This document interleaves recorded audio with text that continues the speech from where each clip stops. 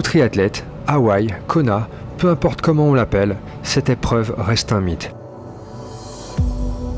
C'est ici que la légende de l'Ironman a débuté et s'est forgée, et c'est ici que beaucoup d'athlètes, professionnels comme amateurs, viennent se mesurer à un parcours iconique et qui mélange une natation en mer sans combinaison dans la baie de Kaluakona, une partie vélo sur la légendaire Queen Cay qui longe la côte depuis Kona au sud vers le demi-tour de Hawaii au nord, en passant au milieu par des champs de lave, pour finir sur un marathon qui passe par Ali Drive, met les jambes à rude épreuve dans la côte de Palani Road avant d'emprunter la Queen Cay de nouveau pour aller vivre quelques kilomètres d'enfer dans le redouté Natural Energy Lab où les corps seront mis à rude épreuve.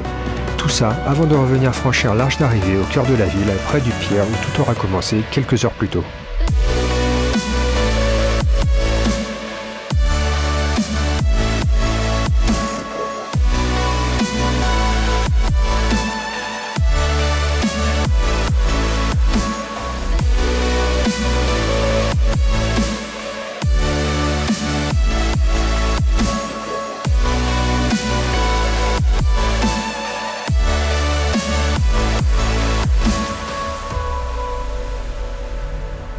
Après avoir regardé de loin les dernières éditions des championnats du monde Ironman, venir parcourir les 226 km de cette course mythique est petit à petit devenu un objectif en soi.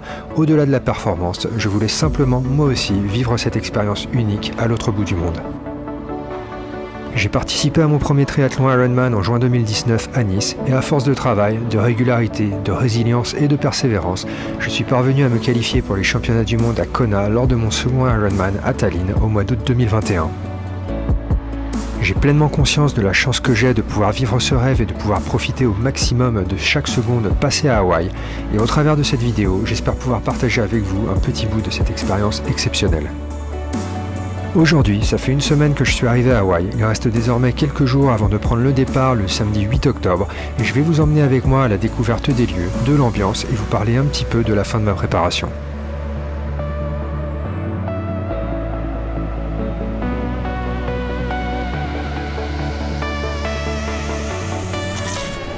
Bonjour à tous, bienvenue à Kona, on est le jeudi 6 octobre. Là, les femmes professionnelles ainsi que les femmes groupes d'âge et certains groupes d'âge hommes viennent juste de partir. Je suis installé juste en face du swim course. Là, il y a l'Ironman Village et voilà, il reste 2 jours avant la course. Que dire, ça fait une petite semaine, une grosse semaine que je suis arrivé à Hawaï. J'ai passé quelques jours à Honolulu, c'était assez sympa, ça permettait de voir quelque chose d'autre parce que l'idée, naturellement, à côté de la course, c'est aussi découvrir un endroit. C'est ce que j'aime bien faire à chaque fois que je participe à une course. Et clairement, partir à Hawaï, c'est pas tous les 2 jours que je vais le faire. Donc c'était une bonne opportunité de découvrir aussi une autre île. C'était assez sympa, j'ai fait un petit peu de natation là-bas, j'ai croisé 2 tortues de mer, c'était assez fou. J'ai fait quelques petits runs autour de la ville, je suis allé aussi faire une sortie vélo. J'avais un peu la flemme de débarquer et de tout déballer avec mon canyon. Donc en gros j'ai loué un route, ce qui était plutôt cool au final. J'ai fait le tour de la partie sud de l'île et plutôt joli honnêtement. Ça reste quand même une grosse ville, je crois qu'il y a 1,5 million d'habitants par rapport à ici par exemple à Kona, je crois qu'on en a 20 000, donc c'est vraiment, ça n'a rien à voir. Après Honolulu, bon là où on était c'était Waikiki Beach, il y a pas mal de marques, il y a les Vuitton, les Hermès, tout ce genre de choses, donc c'est pas très, on va dire, ça n'a pas conservé trop le charme local. Après, c'est vrai que la plage est sympa, il y a pas mal de surfeurs, c'est plutôt bonne ambiance, mais dès qu'on sort de ça, c'est pas très joli, c'est un peu dortoir, les bâtiments sont un peu vieillots, et au final, il n'y a pas grand chose à faire. Je pense qu'il y a pas mal de choses à voir si on sort vraiment un peu plus loin, qu'on va visiter des réserves naturelles, des plages. On est allé aussi voir le volcan, alors je ne sais plus comment ça s'appelait, Diamond Head, je crois, qui était pas mal, mais c'est pareil, on peut rentrer dedans, on passe par un tunnel, et après à l'intérieur, il faut payer, il faut se garer, c'est un petit hike, et l'idée c'était pas de se fatiguer en faisant trop de tourisme non plus, donc on est juste passé en voiture, on a acheté un œil, on est reparti. Et donc le premier, on a repris l'avion de Honolulu jusqu'à Kona pour finir la préparation. Mais honnêtement, c'est vraiment top. J'adore cet endroit.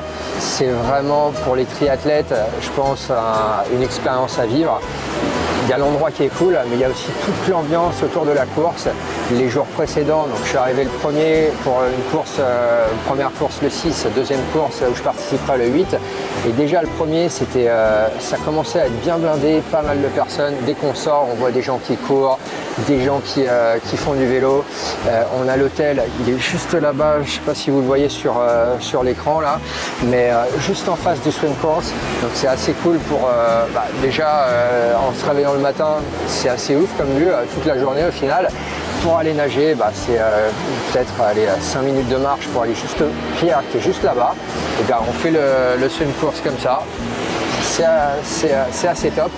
J'ai pas vu de bestioles ici, j'ai pas vu de tortues, de dauphins, mais j'ai des amis qui restent un petit peu plus loin, qui m'ont dit qu'ils avaient vu des tortues, des dauphins. Ah, là il y a juste des crabes sur les rochers, pas grand chose d'autre. Mais ouais, non, vraiment c'est assez sympa. Niveau température, il fait super chaud, le soleil il me cuit à mort. J'ai chopé des coups de soleil alors que normalement moi, je suis quand même assez bien bronzé maintenant et je devrais plus trop en choper. Mais pour le jour de la course, honnêtement ça me fait peur de rester autant de temps. Il va falloir mettre de la crème, mais bon avec la transpi et tout, ça va pas trop rester. Et il y a le vent. Et le vent, là il y en a pas mal. Je ne sais pas si vous voyez la mer, mais elle est assez agitée. Et je pense, pour avoir regardé alors je les voyais nager ce matin, les femmes, les professionnels et les groupes d'âge. Ça avait l'air un petit peu agité. Et effectivement, sur la retransmission live, ils disaient que c'était assez agité, c'était assez choppy, comme ils disent. Donc j'espère que ça va changer d'ici samedi. Parce qu'en fait, au niveau entraînement, donc natation, j'ai nagé ici dans la baie et normalement, quand maintenant j'arrive à pousser 1,30, 1,32, 1,35, c'était vraiment les temps que je faisais en piscine. Ici, première nage, 2 minutes au 100, ça m'a fait bader, j'étais pas super content. Deuxième nage, 1,52. C'est un peu mieux, mais c'était pas non plus terrible. Et en réalité, je pense que c'est essentiellement dû au courant, c'est dû au vent, c'est dû au fait que on n'a pas nécessairement la même facilité à poser sa nage. Et au final, ça impacte négativement le temps. Alors on m'a dit, j'espère que c'est vrai, que les gens sont relativement bien surpris le jour de la course par rapport au chronomètre. J'espère que ça sera le cas parce que sinon ça veut dire que je vais faire un temps dégueulasse samedi en natation. Niveau vélo, j'ai fait 3 sorties depuis que je suis ici. À chaque fois c'était des sorties de 60 km. Donc la première, je suis parti de l'hôtel, j'ai fait 60 km, 30 allées, 30 retours sur la Queen Cay. Donc la Queen Cay c'est une autoroute en fait. Donc il n'y a pas d'autre mot. C'est une autoroute qui n'est pas payante, mais c'est une autoroute, c'est 2 fois 2 voies. Après quand on remonte vers Hawi, ça passe à 1 voie. Mais il y a des bandes d'arrêt d'urgence de chaque côté qui sont assez larges pour rouler. La route est vraiment pas mal, elle est vraiment super lisse, vachement mieux que sur la bande d'arrêt d'urgence. Et je pense que ça va aller assez vite. Le seul problème, encore une fois, c'est le vent. Donc ça sera la grosse inconnue. Là, par exemple, ça se lève un petit peu. Et ça va être un peu l'élément qui va peut-être faire que la course va être plus compliquée ou encore plus compliquée que ça samedi. En termes de parcours, c'est un out and back. On part de Kona, on remonte le long de la côte jusqu'à Hawi, qui est tout au nord de l'île, et on revient. Et en fait, c'est que des toboggans, ça monte, ça descend, il n'y a pas de grosse ascension. C'est vraiment, c'est des petites montées, mais assez usantes parce qu'il n'y a que ça, il y en a plein. Et quand il y a ça, plus le vent, plus le cagnard, ça devient difficile. Donc il faut juste pas s'endormir, il faut maintenir, je pense, un pace assez constant, peut-être un petit peu conservateur au début, parce que le risque, c'est qu'au final, à l'aller, on n'ait pas trop de vent, ou alors on a un vent latéral, ou peut-être 3/4 arrière, qui aide et qu'on s'emballe un petit peu, et au retour qu'on est vraiment dans la gueule, et là je pense que la moyenne elle va retomber. J'ai fait une deuxième sortie, donc 60K pareil, en partant du Kona Coffee and Tea, je crois, qui est un peu une institution ici. J'ai vu pas mal de pros avec Tristan de la chaîne Iron Human. Là pareil, on a fait un petit peu plus de 60 out and back, et à l'aller ça allait. Au retour, on avait le vent genre 3/4 face, la moyenne qui retombe quand même pas mal, donc c'était pas idéal, et j'espère que ça sera pas comme ça pendant la course, parce que ça use, on retombe à 25, 26, 27 km/h, et forcément ça impacte la moyenne générale, et l'idée c'est pas non plus de pousser comme des brutes, parce qu'après sur le marathon clairement ça va se ressentir. Et après ça, il y a le marathon. Et le marathon, donc j'ai fait quoi, 2-3 sorties. Allez, on va dire que bon, il y a une première sortie où j'avais couru sur la Queen K, pareil. Je veux dire, c'est tout droit. C'est totalement exposé au soleil, il n'y a absolument pas d'ombre. Il n'y a aucune difficulté, si ce n'est qu'il y a encore ces toboggans-là. Donc il faut, je pense, bien les gérer. Je pense que la première partie de la course, il ne va pas falloir envoyer comme un porc, sachant que la première partie n'est pas sur la Queen K, mais elle est ici, juste sur Ali Drive. Donc on part du pire et on va remonter comme ça, on va descendre vers le sud avant de remonter. Donc c'est assez plat, je pense que ça va être assez cool parce que c'est blindé de monde, ça va être grosse ambiance, et forcément ça va un petit peu booster. Et je crois que la clé, ça va pas être de trop se laisser aller, trop se laisser emporter, parce qu'après en revenant en ville, il y a une côte qui s'appelle Palani Road, et là je pense que ça va calmer direct. Ça monte pas mal, ça arrive justement sur la Queen K, et ouais, je pense qu'après le vélo, après la première partie qui doit faire 10-15 km aller-retour, je pense que ça va être difficile. Une fois qu'on a fait ça, on retombe sur la Queen K, je vous ai dit, et on va remonter vers le Natural Energy Lab. Alors là pareil, j'ai été refaire une petite reco, 8 km, donc du haut du Energy Lab jusqu'en bas et remonter, donc ça fait 4 et 4. J'ai l'impression qu'on prend 10 degrés quand on passe dans cet endroit-là. C'est pareil, super exposé. La première partie, ça descend, et on sent qu'il y a quand même une certaine chaleur.